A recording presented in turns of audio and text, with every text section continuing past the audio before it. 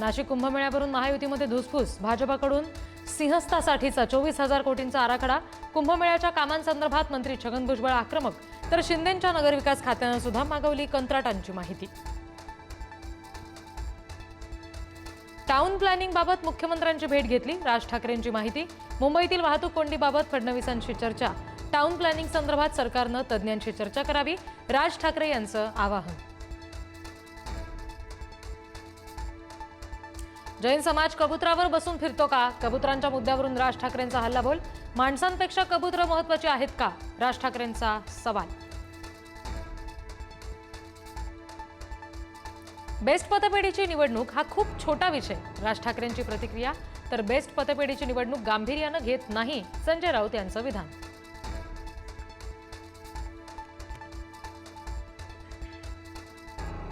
खासदार कंगना रनौत यांच्या घरी राष्ट्र सेविका समितीची शाखा. शाखेत खासदार सुनेत्रा पवारांची सुद्धा उपस्थिती. शाखेत डॉक्टर हेडगेवार आणि गोळवलकर गुरुजींचे सुद्धा फोटो. कथित शिखर बँक घोटाळा प्रकरणी रोहित पवार यांना दिलासा. अटक न झाल्यामुळे 25,000च्या जातमुचलक्यावर सुटका.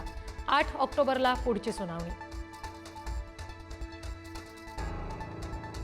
उपराष्ट्रपती पदाच्या निवडणुकीसाठी मुख्यमंत्री देवेंद्र फडणवीसांवर मोठी जबाबदारी. एनडीएच्या उमेदवाराला पाठिंबा देण्याबाबत महाराष्ट्रातील सर्वपक्षीय नेत्यांशी साधणार संवाद. चंद्रपुरात धानोरकर कुटुंबात राजकीय फूट. खासदार प्रतिभा धानोरकर यांचे दीर अनिल धानोरकर आज भाजपमध्ये प्रवेश करणार. भद्रावतीतील राजकीय समीकरणं बदलणार. कीर्तनकार संग्राम बापू भंडारेंचा नथुरामाच्या वक्तव्यावर ठाम असल्याचा निर्धार. दिलगिरी व्यक्त करण्यास पुढारी न्यूजवर भंडारेंचा नकार. संगमनेरमधील वाद आणखी तापण्याची शक्यता. बाळासाहेब थोरातांना संग्राम बापू भंडारेंनी दिलेल्या धमकीच्या निषेधात संगमनेरमध्ये सद्भावना शांती मोर्चा. काँग्रेस आणि विविध संघटना मोर्चामध्ये सहभागी.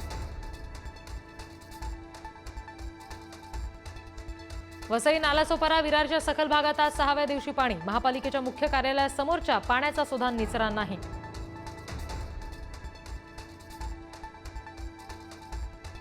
कोल्हापुरातील पंचगंगा नदीची धोका पातळीकडे वाटचाल.